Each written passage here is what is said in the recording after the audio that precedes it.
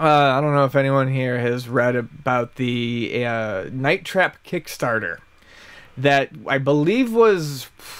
I don't even know when it was launched, but it was blown up yesterday by Frank Cifaldi, who is kind of a all-purpose game lead, gaming historian, gaming journalist. He's a video game everyman.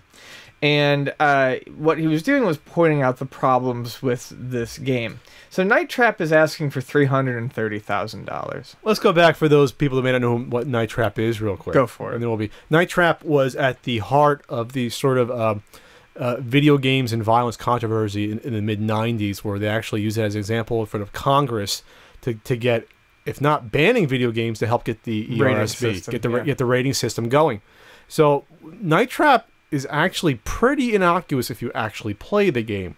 So what you have are, it's basically running videos at the same time. You can switch between rooms to see what's going on.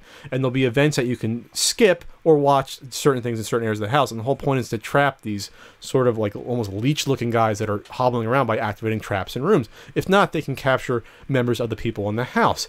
And one of the reasons why this game has notoriety is for a single scene. There's no nudity involved. There's no grotesque violence or gratuitous violence. It's a girl in a nightie in the bathroom who gets attacked and dragged away by one of these guys, and the violence really occurs off screen. And from this simple scene that by today's standards you see heads getting chopped off in video games every day, that's what caused such a stir in the mid-90s. So I guess they want to remake it. I think this is a group of older mostly I think it's mostly gentlemen, older people. Yes, they're the 50s and 60s, like yeah. Older game designers. Yeah, and they want to, I think they smell cash on this ironic, we just discussed this word last week, but there's this irony thing about these FMV games that people like, they want to play them, and I think they're trying to capture that market, people who want to play a game that's so bad it might be good. The problem is they're talking out their fucking ass. They initially promised it on like Xbox and PS3 and PS3 and 360. Then they stated that those exact same games would be playable on the PS4 and Xbox One, which had people wondering if maybe the games were going to just be DVDs. That, you know, like a playable DVD. They have made some of those games, like a Dragon's Lair. They did that with a Dragon's Lair once. So they inquired, and they're like, no, it's just going to be playable. That's not possible. They're also saying that they're shipping the game out in paper sleeves. According to standards by Microsoft and Sony, you can't package a game that way. So they did no research into anything before they did this. They don't even have the rights to it yet. They didn't even say that. They've added these things in the days. They just keep stumbling over their own 2 feet and changing and fixing things as it happens. As of right now, it's not looking like they're going to fund their goal. Let's look at they want $330,000, which to some people is too much, to some people it's not enough. This is what's weird about it, though. They claim that the rights, I guess, to the Night Trap concept or name, I guess the trademark, cost them $250,000 to get. That seems like an astronomical amount to a game no one gives a shit about that's 20 years old. Right, and I think it's kind of BS. I mean, there's a very terse answer if you read, I think it's a Kotaku interview, where the guy's like, 330 doesn't seem like enough to completely do what you're offering, especially if you have to pay that much. And the guy's like, well, we would be asking for a different number then if that was the case. Yeah, $330,000 to make this game would almost seem reasonable without that $250,000 just from that. Right. That's going to be from that. So once you factor that into this, you're telling me $80,000 to do a film production, real film with real actors. Yeah. That won't be easy. Get editors for that, writers for that, all the rights to do that, and program the game, and produce the disc, and get the licensing, I guess, fees from Sony and Microsoft to actually get permission to put it on the system. That's going to cost you less than $100,000. Really?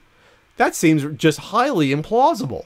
I want to say it's a scam. I almost hesitate to, just because of the age of these guys and how long it's probably been since they've done something. But, I mean, this to me looks like a take the money and run sort of proposition, because I just don't see it happening. I just don't see that being possible. Well, what gives me pause is that I'm trying to look to see what these guys have done in the past 20 years. Right. You know, these aren't guys that are currently making a bunch of games. That's what I'm saying. Yeah. So that gives me pause because if it's not malicious, it's sort of a naivety of maybe not knowing what's going on in the game business. Right. So. Well, I mean, I think that's a lot of it is naivety, like promising things like we're going to ship you out this Xbox 360 game that's going to work on your Xbox One in a paper sleeve. Not possible from a technical standpoint, not possible by a standards and practices standpoint. Like you can't do that. Sure.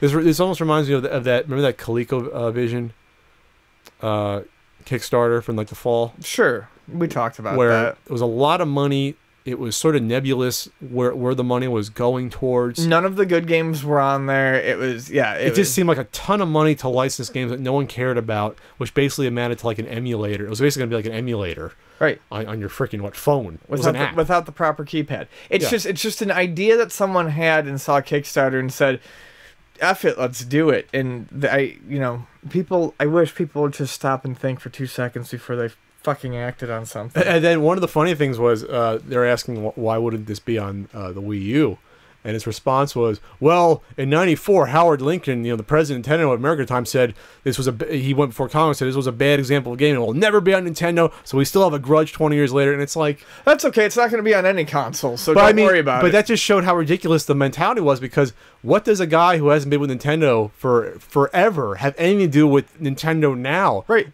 But it just doesn't make any sense. Yeah, it's not the same people, it's not the same company. And that's the person running this project.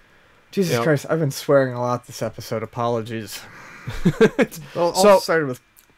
So, I mean, I'm not even sure. Night Trap's sort of a weird one, too, just because it's such a cult game that I don't see it ever getting to the point where people would even care about it to play even an update. You know what I mean? It's not like an update of a game that people want to see, like Mega Man. Well, the thing is like, I like games like Dragon's Lair, which is essentially an FMV game. But Dragon's Lair is a famous game. No, I know. But Night Trap, have you ever played it? It's actually kind of interesting. It's actually kind of neat how Night Trap works. Maybe in the future. Well, I mean, it's kind of. It's not a good game, but it is interesting how it works. The various locales are security cameras, and you switch between them, and it is kind of fun. So it could be amusing, just not. They just don't know what the fuck they're doing. Whatever. Yeah. So I don't know. They're not going to get it funded, and they'll probably all sit around and wonder why. But I mean, I just want to take a look at some of this stuff here. Well, you want to look at some of the perks real quick? So, Night Trap contains almost 2 hours of footage, and being able to switch seamlessly among several tracks of streaming video is not a trivial task. Access to sufficient amounts of dynamic memory, plenty of processing power, and for online versions, bandwidth limitations are just some of the challenges. And then someone... Which is ridiculous. Yeah, I'm telling you as a developer... This statement from the Night Trap Kickstarter is 100% bullshit. Because I can go on my video editor and have 6 streams of video, and cut between one and another at will on my little laptop. Right, I can it's do like they're still thinking in the 90s. In the mind frame of the 90s. This is also why I like Twitter and modern social media. When people say things like this, and this is not the first time this has been called out, because it happened when Assassin's Creed was like, no, making a female model is just going to be too hard. Yeah. You get all these other developers who are like, no, bullshit. It can be done this quickly, and I know because it's what I do for a living. So that's kind of nice, too. Yeah, I'm trying to find information on the page about the people that are involved with this and what they've done, and they don't really have that information here. It doesn't tell you, like, who's actually doing this.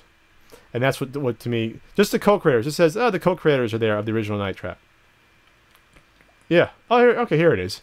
Yeah, they worked on all those really bad Sega CD games like Slam City with Scottie Pippen, Corpse Killer, Prize Fighter, Ground Zero Texas. So I'm trying to find games in the past 20 years that they've worked on. And that's really it. So these are the guys you're going to trust it to that haven't developed the game in like 20 years. Just about. That's a shame. Because this is what gives Kickstarters a bad name. And Indiegogo, any sort of crowdsourcing are projects like this. All right, so we're not going to see the Night Trap remake. Oh, well.